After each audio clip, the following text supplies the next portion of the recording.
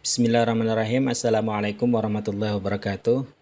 Teman-teman semuanya, ini adalah materi tentang pembuatan laporan keuangan dengan menggunakan template Excel. Template ini biasa disebut dengan Rosetta Stone. Ini nanti bisa teman-teman download di grup WhatsApp teman-teman. Sebelum saya menjelaskan tentang template Excel ini, saya perlu mereview ulang materi yang pernah kita pelajari dahulu, bahwasanya bisnis itu adalah permainan aset. Jadi bisnis itu adalah ibaratnya kita memiliki sapi perah. Sapi perah kita itu adalah aset. Tugas kita sebagai pebisnis adalah membesarkan sapi perah itu dan menikmati susunya. Jadi kita tidak boleh menikmati aset, tapi kita akan menikmati profit. Nah, profit itu tentu saja didapatkan dari penjualan. Jadi dalam bisnis tidak ada profit yang tidak melalui penjualan, harus melalui penjualan dulu, baru nanti ketemu sama profit. Kalau tidak ada penjualan maka tidak ada profit. Kalau teman-teman tidak mau berjualan, ya teman-teman tidak akan bisa berbisnis. Kalau karyawan atau investor tentu saja tidak melalui alur seperti ini. Alur seperti ini adalah alur pebisnis. Maka aset ini akan mendatangkan sales. Misalnya teman-teman punya modal, nanti kita akan contohkan ya, punya modal 6 juta misalnya dipakai untuk belanja buku untuk nanti dijual lagi, maka aset itu tadi yang tadinya uang 6 juta berubah menjadi buku. Buku itu masih masuk aset kita. Jadi kalau dalam laporan neraca nanti kita akan semakin jelas lagi bahwasanya aset itu bukan hanya uang saja. Barang dagangan itu menjadi aset begitu. Barang dagangan itu nanti akan dijual dan akan terjadilah sales, penjualan. Jadi sales ini nanti akan dikurangi dengan COGS dan ketemulah yang namanya gross profit, profit kotor begitu ya. Profit kotor ini nanti akan dikurangi lagi dengan cost, biaya-biaya ini nanti akan menjadi net profit. Net profit ini kita ambil dia dalam bentuk cash tentu saja ya, untuk operasional kita, untuk gaji kita, untuk makan kita segala macam begitu, untuk keperluan pribadi intinya ini adalah kita ambil, tapi kita bisa juga menyisihkan lagi net profit ini masuk lagi ke aset. Dan ini biasa dinamakan dengan laba ditahan begitu ya. Gambarannya seperti ini. Jadi aset itu bisa berupa uang, bisa berupa piutang begitu kan. Uang yang penjualan yang sudah keluar barangnya tapi kemudian belum dibayar, itu juga aset kita. Kita bisa menagih setiap saat, itu piutang. Jadi persediaan barang atau inventory ya. Inventory itu juga bisa menjadi aset kita. Itu barang-barang yang dimiliki perusahaan ya, yang tujuannya itu nanti untuk dijual kembali, itu juga aset kita. Properti pabrik peralatan, beli laptop, nanti kita contohkan beli laptop itu juga aset. Itu nanti laptop, misalnya beli laptop nanti ada qadarullah misalnya perusahaan tidak berjalan, laptop itu bisa dijual lagi begitu.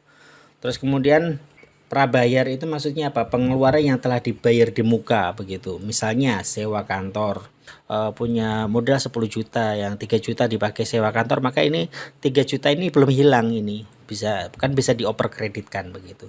Goodwill itu biasanya aset yang tidak terwujud. Paten, hak cipta seperti itu ya, merek dagang itu bisa dimasukkan ke dalam goodwill. Ini kalau misalnya ini belum begitu bermanfaat begitu, belum begitu teman-teman gunakan, ya sudah di hide saja, tidak apa-apa. Nah, ini adalah aset ya, aktiva. Aktiva ini adalah nanti berat bisnis kita itu akan dilihat dari sini. Antara aktiva dan pasiva ini harus sama. Di sini nanti adalah pasiva. Jadi di sini pasiva. Kalau di sini ini adalah aset, di sini ini menunjukkan dua hal ini. Jadi aset yang kita miliki ini kita perlu declare, perlu definisikan ini milik siapa begitu. Jadi aset di sini aset ini tentu saja menghitung di sini kan tentu saja mudah. Kalau menghitung di sini ini hanya penjelasan di sini. Jadi tidak jarang, seringkali nanti kita satu posting ini kita harus posting 2 kali begitu supaya di sini balance. Apakah mesti harus 2 kali begitu ya? Nanti kita lihat saja. Kita akan langsung saja praktek. Nih, Saya sudah membuat satu contoh studi kasus ya, studi kasus supaya teman-teman mudah untuk bisa memahami. Jadi ini studi kasusnya seperti ini. Ini ada laporan arus kas, tentu saja laporan arus kas dari toko buku Almanar. Ini laporan dalam 1 minggu. Terus dia modal awal 6 juta, terus kemudian dipakai untuk beli laptop bekas 1.500.000. Tentu saja ini rumusnya gini ya, rumusnya ini E6, ini berarti E6 6 juta ditambah uang masuknya kosong, terus kemudian dikurangi uang keluar 1.500.000. Jadi ini 1.500.000 segala macam seperti itu ya terusnya ya. Terus kemudian pembelian buku 60.000. Nanti kita lihat buku 60.000 dijual dengan 115, buku 40 dijual dengan 75, buku 70 dijual dengan 125. Tentu saja ini ada iklan Facebook ya. Tentu saja ini kalau dilihat dari sekilas seperti ini adalah rugi. Jadi 6 juta ini uangnya 6 juta, terus kemudian di sini sisa uangnya 4.200.000. Kelihatannya sih rugi, tapi apakah ini benar-benar rugi kita nanti akan lihat. Tapi kita tidak menghitung dengan laporan laba rugi biasa ya, tapi kita akan menggunakan Rosetta Stone ini tadi. Kita coba sebentar, kita split dengan Rosetta Stone. Oke. Modal awal kita tulis di sini, modal awal, atau kita copy paste saja ya, copy modal awal,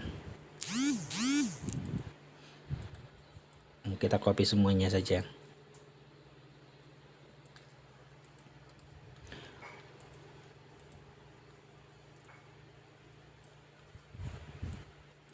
Untuk tanggalnya kita sembunyikan dulu karena ini tidak masuk rumus tanggal itu. Tapi meskipun demikian teman-teman perlu mencatat tanggal ya, supaya kita bisa men-tracking aktivitas kegiatan kita. Jadi begini teman-teman, kemarin kita sudah sampaikan bahwasanya kalau dalam neraca itu kita mengibaratkan neraca itu adalah timbangan begitu ya, timbangan yang mengukur berat bisnis kita. Laporan laba rugi itu adalah memotret kemampuan kita, kecerdasan kita, keterampilan kita, seberapa dahsyat kita begitu ya. Itu laporan laba rugi. Tapi kalau arus kas seperti ini ibaratnya itu adalah film. Jadi kalau neraca itu foto sekali, cekrek begitu ya.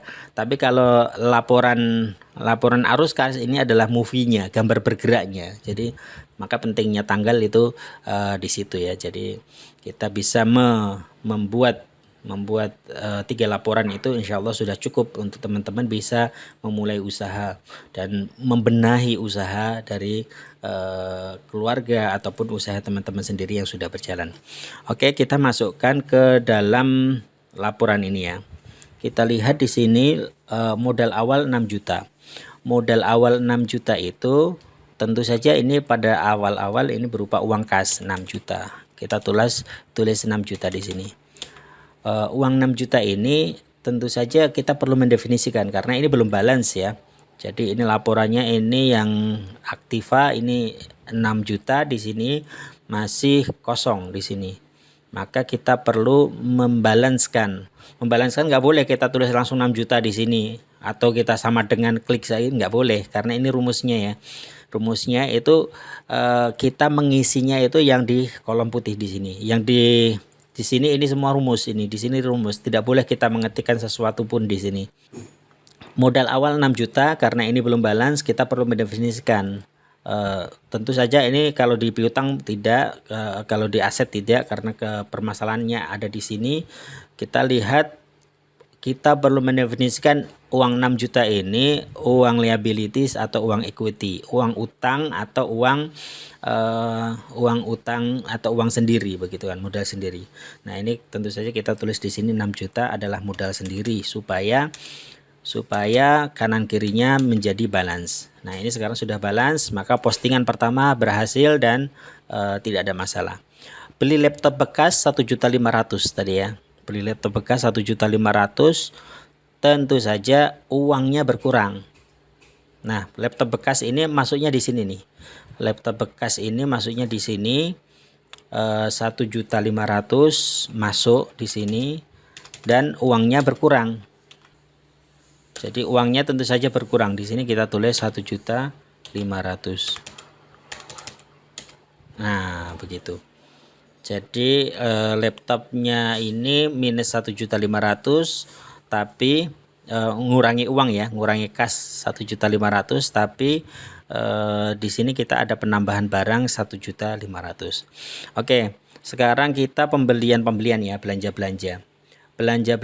kita lihat ini, kita tambah dulu persediaan barang. Tentu saja kalau seperti ini ya kasusnya ya, pembelian buku 1 60.000 kali 20, ini tentu saja pembelian, namanya pembelian kan ngurangi uang kas, maka di sini tulis saja minus 20 kali 60.000. Nah, 1.200.000, tapi persediaan barang bertambah 1.200.000.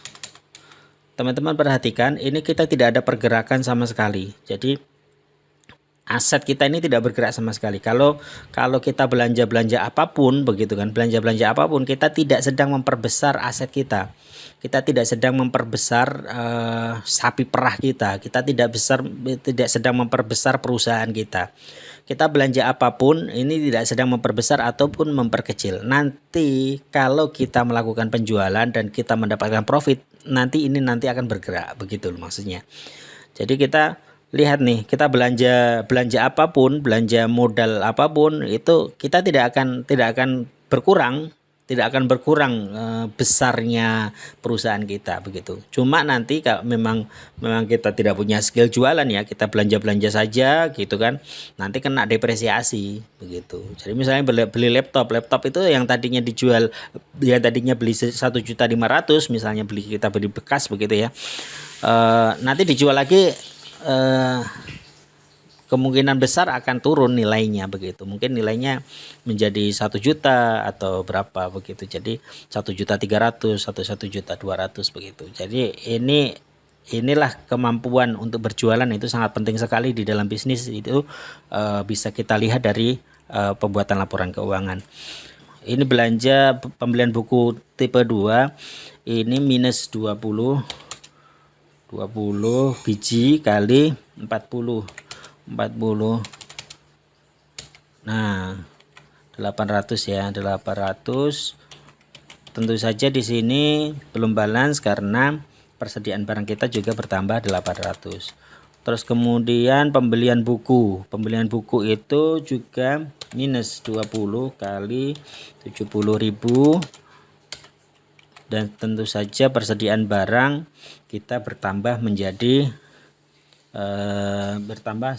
karena uang kita berkurang 1.400.000 ya, kita akan berkurang 1 juta, persediaan barang bertambah 1.400.000.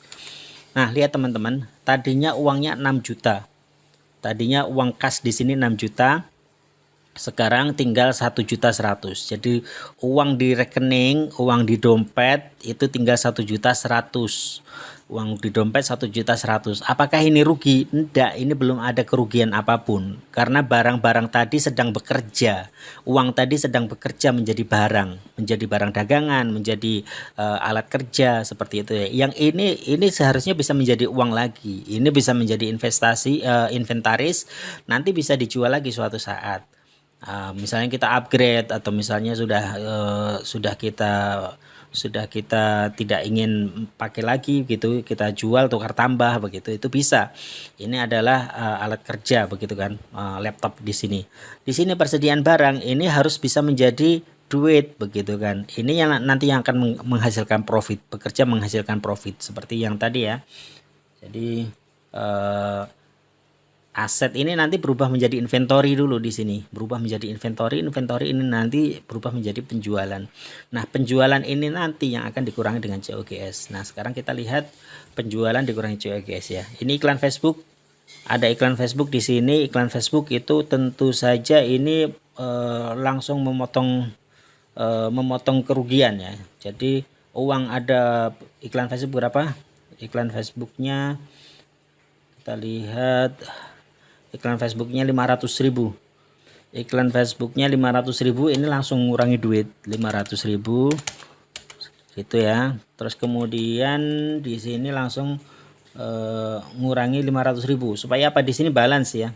Biaya-biaya di sini, kalau tadi kita belanja laptop bekas itu kita nambah peralatan itu cuma di sini saja, tapi kalau biaya beban ini tidak di sini, bukan menjadi aset gitu.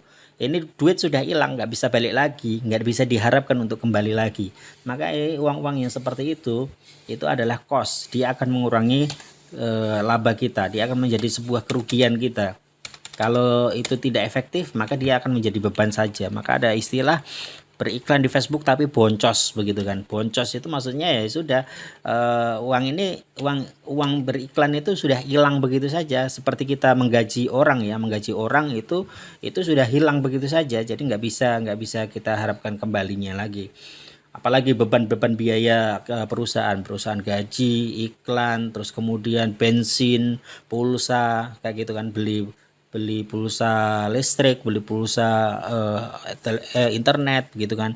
Biaya-biaya itu adalah menggerus raba. Jadi ini letaknya di sini cost gitu ya. Nanti muncul di laporan laba rugi. Nah, ini cost.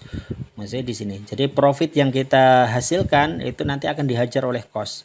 Urutannya memang tidak seperti laporan laba rugi ya. Ini urutannya ini adalah urutan historikalnya, urutan secara narasi secara timingnya, waktunya berdasarkan datanya. Tapi nanti pengelompokannya sudah terlihat.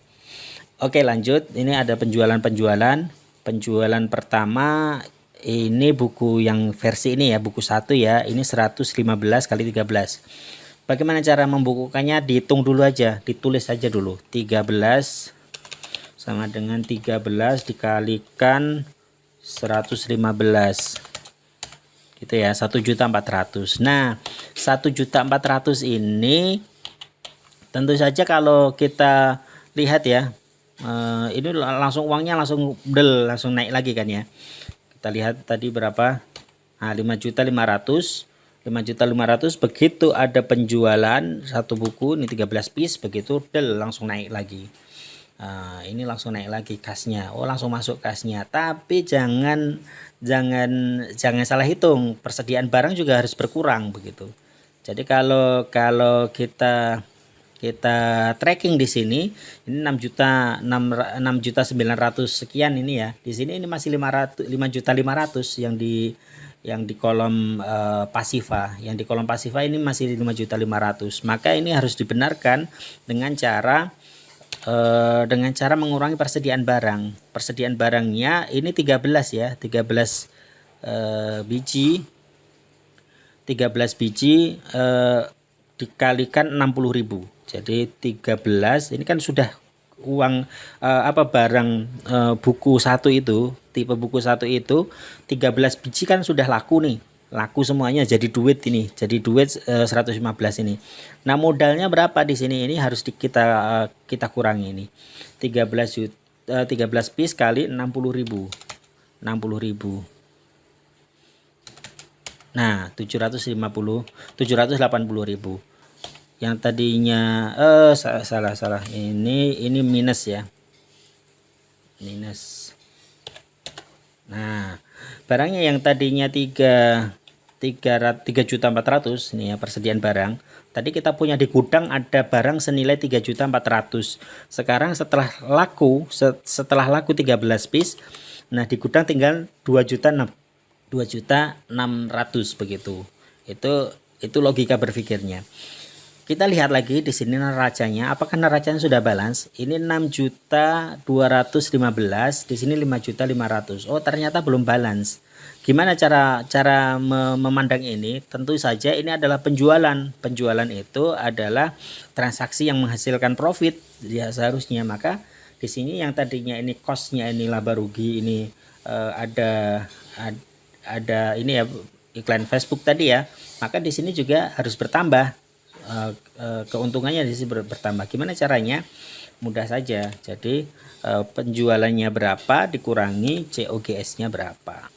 Ini logikanya sebenarnya ini ditambah minus gitu kan, ditambah minus ini gitu kan. Berarti keuntungannya ini adalah 715. Kalau tadi iklan kita iklannya 500.000, sekarang kita mendapatkan keuntungan 500.000. Jadi di sini nanti akan terbentuk nanti laba rugi nanti akan terbentuk di sini. Kalau kita membutuhkan laporan laba rugi ya sudah di sini. Selama periode ini nanti kita akan lihat bahwasanya kita sudah mengantongi keuntungan 215. Tidak ada kaitannya dengan laptop gitu kan, tidak ada kaitannya dengan laptop ini tidak masuk di sini, bukan masuk laba rugi. Laptop ini ada di properti di sini, maka laba rugi nanti akan ngumpul di sini. Ini periode sampai tahap ini kita sudah untung 215.000. Lanjut misalnya ini penjualan buku kedua, ini laku 16 dengan harga 75.000. 16 piece berarti penambahan uang ya, penambahan uang kita 16 piece dikalikan 75.000. Nah, langsung naik lagi deng gitu kan. Tapi di sini juga harus berkurang, persediaan barangnya harus berkurang. Ini minus 16 dikalikan harga jualannya berapa? 40.000. Nah, seperti itu. Persediaan barangnya menjadi berkurang. Tadi kalau ini 1.900.000 ya. Sebelumnya tadi 2.600.000, sekarang jadi 1.600.000. Sama di sini kita perlakukan karena ini belum balance. Ini kasnya ini bertambah begitu, uangnya bertambah. Tapi di sini ini uangnya yang di sini belum bertambah. Kita harus mencatatkan keuntungan kita di sini. Caranya ini ditambah dengan ini gitu ya, 560 begitu. Atau cara mudahnya kalau memang ini tipikal postingnya sama ya sudah ditarik saja, nanti sudah benar, tarik ke bawah deng gitu sudah benar. Jadi 6.775, di sini 6.775, sudah seimbang. Selanjutnya kalau di postingan ketiga sama 8 kali 125.000, ini 1 juta. Terus kemudian tentu saja inventorinya berkurang 8 minus 8 karena berkurang ya, kali 70.000. Ini ya dari buku 3 ya, ini kan buku 3. Modalnya berapa? 70.000. Terus kemudian ini juga ditarik ke bawah, set begitu. Ini sudah balance, kita cek lagi apakah ada pengeluaran lagi.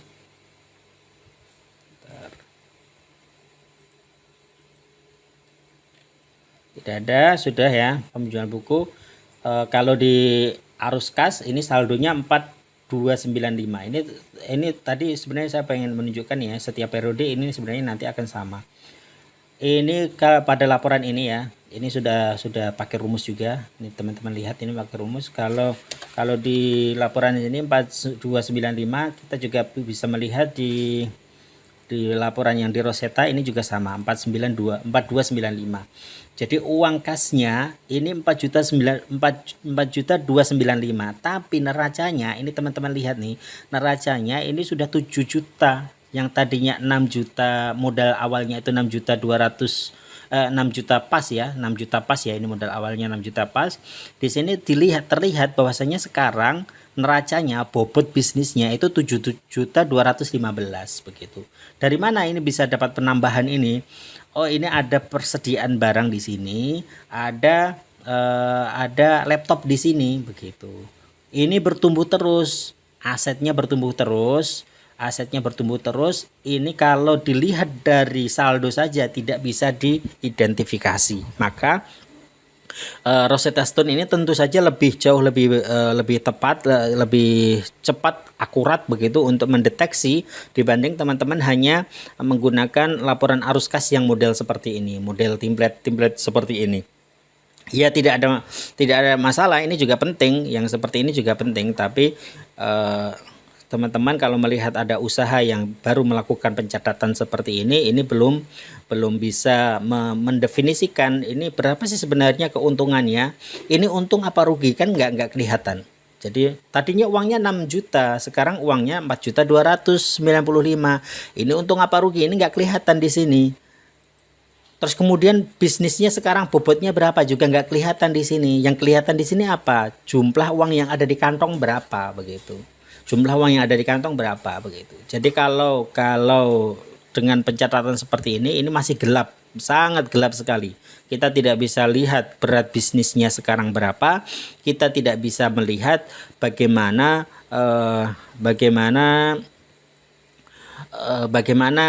laba atau rugi dari sebuah periode. Itu dulu yang bisa saya sampaikan, semoga yang sedikit ini bisa bermanfaat.